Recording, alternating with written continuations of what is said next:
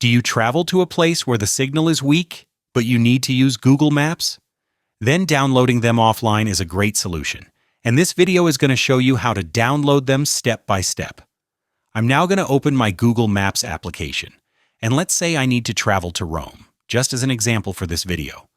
I'm going to locate Rome in the Google Maps application, and now let's tap on our profile picture located at the top right corner of the screen. This menu is going to show up where I'll see a couple of options, so let's tap on the Offline Maps option. After that, I'm going to click on Select Your Own Map, which is then going to open the area which we were looking at before.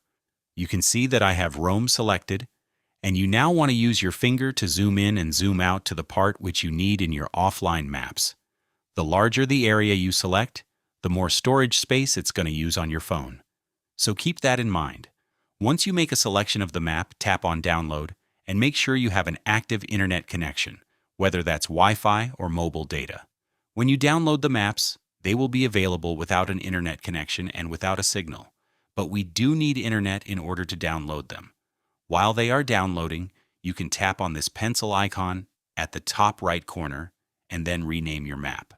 I'll name this Rome and then save. So my map is now downloaded and I can use it for offline viewing. What I'll then do is I will enable airplane mode on my device so that I don't have any signal and internet, then hop over to the offline maps section one more time. Let's open the Rome map, then tap on it one more time, and you're now ready to use it for offline viewing. Thank you so much for watching this video, everyone, and I will see you soon.